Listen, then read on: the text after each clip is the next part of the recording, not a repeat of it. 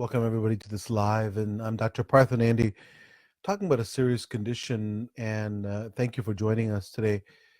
A 10-year-old girl died of a cardiac arrest from a Michigan water slide, and this happened actually in February 2018.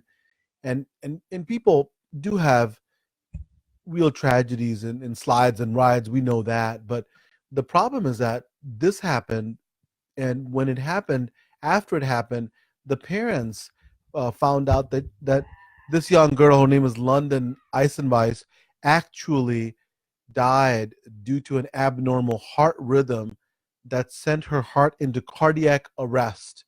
So it's called long QT syndrome.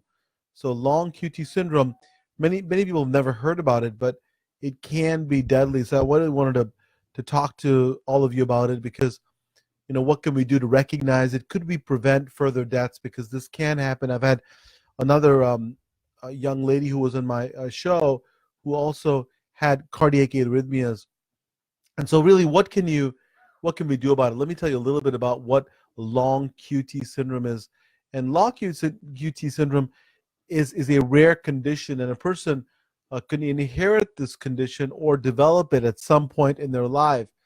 And what happens with this long QT syndrome is that that an individual can actually get an irregular, chaotic rhythm that can be fast, and this is due to a malfunction of the electrical system in your heart. Remember, your heart has two systems, right? One that pumps the heart, and the other one is the electrical system that conducts so that things beat properly, right? So the heart beats in a regular rhythm. If you check your pulse right now, it's beating. For those of us who don't have an irregular heart rhythm, it's beating in a regular rhythm. Lub dub, lub dub, lub dub. That's the electrical conduction system. When you have an arrhythmia, you have an abnormality in the electrical system. It's a malfunction. And then when that happens, if your heart, which is normally pumping like this, stops pumping or does it very irregularly, then you can stop pumping blood. And when you stop pumping blood, guess what? You don't get enough oxygen. And when you don't get enough oxygen, you can have damage to many parts of your body, including your brain and even your heart. And so we really have to watch out for this. Often extreme emotional symptoms, like the one that London Eisenweiss had when she went down the 273-foot slide at a splash village in Frankenmuth, Michigan, it can actually trigger this. But, for athletes too, I always talk about, what else could be causing this. Athletes can also be prone to this, meaning that when you have the rigors of an athletic event or some exercise, then that could also trigger it. It's really important to know if you have it. So what are some of the warning signs, right? Some of the warning signs that you can have include sudden fainting spells, seizures, or a child possibly mentioning that they have an irregular heart rhythm. Take that seriously. You can also, like London, may have no symptoms whatsoever, and in that case, for her it was a tragic day. So people, I'm sure wondering, how can you find out if your child or someone has long QT syndrome? And I talked about some of the symptoms, right? If they have sudden fainting spells, if they have an irregular heart rhythm, it's possible. I mean, irregular heartbeat. They feel like they have an irregular heartbeat. It's possible that they could have it. However, one of the best ways to get it is an ECG or an EKG. An in-office EKG can really pick it up, can really give you an idea if that's happening.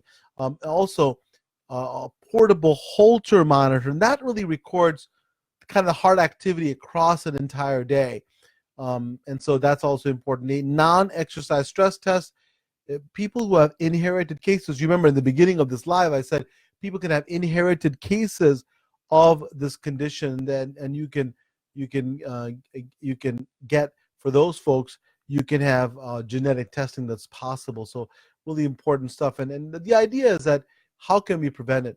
London's parents, advocate having defibrillators. And so what does that mean? A defibrillator can really shock your heart back into rhythm. So if, for example, if you have a person who's going to an arrhythmia, having a defibrillator can actually give you enough of a regular heartbeat to give enough oxygen and blood pumping. So most of us know that when you lack oxygen, you can lead to brain damage. So using a defibrillator can buy you enough time that prevents the brain damage and prevent the damage to the other parts of hospital of the body before you get to the hospital. So if you have a regular heart rhythm, then that can possibly prevent some of the damage. If you've been diagnosed with long QT syndrome, listen, there are things you can do about it. Several medications to help minimize the risk of the irregular heartbeat. And for some folks, including small children, you can have a defibrillator that can be implanted under the skin to reset the heart back to its normal rhythm if need be. So really important to know that, this is a serious condition, and we really have to make sure that we can look for signs and symptoms.